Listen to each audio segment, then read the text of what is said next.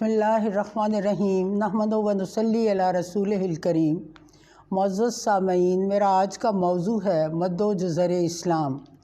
हज़रत अल्लामा इक़बाल अलैहिर्रहमत ने क्या खूब फरमाया है अभी सीसा अफ़लाक में पिन्हा वो नवा, जिसकी गर्मी से पिघल जाए सितारों का वजूद। आज मुल्क और मुसलमानों के हालात देखकर तीन मुख्तलिफ़ किस्म के असरात दिल पर होते हैं: मुसर्रत, हैरत और हसरत।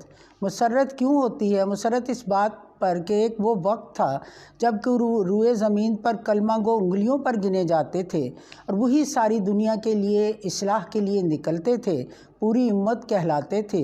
ज़मीन का नक्शा और कौमों की तकदीर का बदलना उनके सुपुर्द था। अब हैरत इस अमर की है कि जब वो मुट्ठी भर थे तो बैरो भर पर छाए हुए थे, कैसो कसरा के ताज पैरों से रौंद देते थे, दुनिया की तारीख़ उन्होंने बदल दी। हैरत है कि वो बावजूद कलील तादाद के ज़्यादा से ज़्यादा मुसलमान कहलाते थे और हम बावजूद कसीर तादाद के कम से कम मुसलमान कहलाते हैं।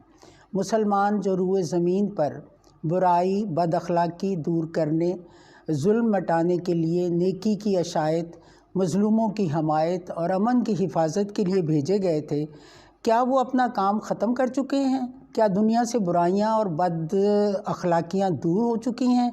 क्या अब किसी पर जुल्म नहीं हो रहा? क्या मुसलमानों के साथ हिंदुस्तान और दुनिया के दीगर ममालिक में जानवरों की तरह सलूक नहीं किया जा रहा? क्या दुश्मनों के इन पर रहम आ रहा है? क्या उनको इसकी ख़बर नहीं या इन पर कोई असर नहीं? ये दोनों बातें हद दर्जा इबरतनाक हैं। क्या ये वही सबसे बड़ी कौम है जिनके चेहरों पर फातिहाना मुसर्रत, लबों पर कामरानी की मुस्कुराहट और आँखों में शादमानी चमक रही थी, अब दुनिया रोज़ बरोज़ इन पर तंग होती जा रही है? क्या ये वही कौम है जिसकी इज़्ज़तें, आबरू और जिनका किबला व काबा, जिनके दीनी शायर किसी वक्त भी महफूज नहीं, जिनकी ज़िंदगी और मौत, जिनके कल्बो ज़हन और जिनकी औलाद अब भी दूसरों के हाथ में है? क्या ये वजीह चेहरे, ये शानदार बावकार सूरतें, ये बारोब जिस्म वही हैं जो तजर्बाकार दुश्मनों दोस्त की नज़र में सबसे ज़्यादा बेहकीर, बेवकार और बेरोब हैं? अदालतों में, अदालतों से बाहर दुश्मनों की तरह लड़ते रहते हैं। क्या ये वो कौम इत्मीनान से सांस ले सकती है जो अपने नबी अकरम सल्लल्लाहु अलैहि वसल्लम के उसवा-ए हसना पर अमल पैरा ना हो?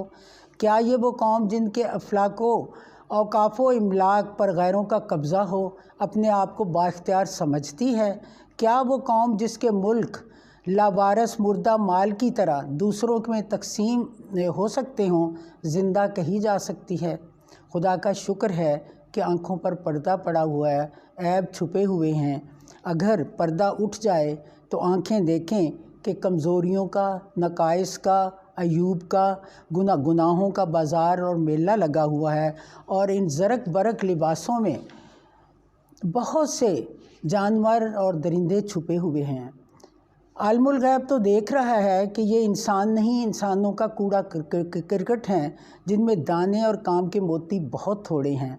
रसूल मकबूल सल्लल्लाहु अलैहि वसल्लम ने फरमाया था कि तुम पर कौमें इस तरह इकट्ठी हो जाएंगी जिस तरह खाने वाले लगन पर। लोगों ने पूछा, या रसूलल्लाह सल्लल्लाहु अलैहि वसल्लम, क्या हमारी तादाद कम होगी? आप सल्लल्लाहु अलैहि वसल्लम ने फरमाया, तुम तादाद में बहुत ज़्यादा होगे, लेकिन तुम्हारा रोब उनके दिलों से निकल जाएगा और तुम्हारे दिलों में उनका रोब डल जाएगा और तुम सैलाब के कूड़े करकट की तरह हो जाओगे। चुनाचे आज हम में 20 ऐसे लोग हैं जो कलमा के मानी नहीं जानते, सैकड़ों ऐसे हैं जो इस्लाम को बिल्कुल नहीं समझते, बहुत से ऐसे हैं कि उनसे इस्लाम के नाम और इसकी इज़्ज़त और शोहरत और कामयाबी को नुकसान पहुंच रहा है।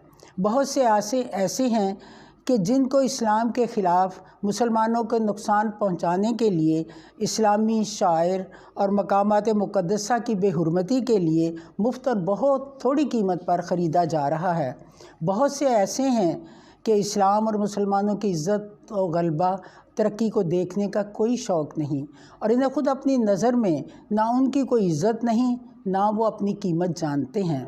بہت سے ایسے ہیں کہ ان کو اسلام کا علم ہی نہیں، نہ ان کے اخلاق و اعمال پر اس کا نور و برکت کا اثر ہے۔ رونے کی جا ہے، تماشا نہیں ہے۔ اب مسرت، حسرت اور حیرت کے بعد عبرت کا درجہ ہے کہ وہ مسلمان گنتی کے چند افراد تھے، تمام دنیا پر بھاری تھے۔ ہم لاتعداد ہیں اور زمین پر بھاری ہو رہے ہیں۔ وہ بادشاہوں پر حکومت کرتے تھے، ہم غلاموں کے غلاموں کی چاکری کر رہے ہیں۔ وہ کچھ نہ تھے، سب کچھ ہو گئے، ہم سب کچھ تھے، کچھ نہ ہوئے۔ ان کی دنیا عزت اور اطمینان سے بسر ہوتی تھی اور آخرت سے اس سے کہیں بہتر تھی، لیکن ہماری زندگی ذلت، فکر، پریشانی سے گزرتی ہے اور آخرت کا خدا حافظ ہے۔ اب ہمیں غور کرنا چاہیے کہ صحابہ کرام کے پاس کون سا نسخہ کیمیا تھا، کون سی کرامت تھی جس نے دنیا میں انقلاب برپا کر دیا۔ تو انہوں نے اپنی زندگی و موت، عقل و رائے، دل و دماغ، مرضی و اختیار سب حبیب پاک صلی اللہ علیہ وسلم کے سپرد کر دیا تھا۔ بھڑکتی نہ تھی خود بخود آگ ان کی، بھڑکتی نہ تھی خود بخود آگ ان کی، شریعت کے قبضہ میں تھی باغ ان کی۔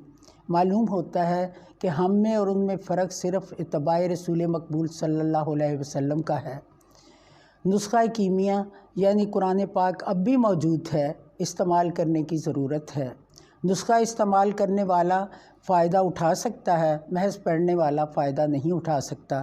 تو لہٰذا قرآن کو پڑھنا، سمجھنا، غور کرنا، سوچنا، فرائض و احکام کی فہرست کو دیکھنا، جو کمی ہو وہ پوری کرنا اور اپنی اپنی اصلاح کرنا، تو لہٰذا قوم کی اصلاح اس طرح ہوگی۔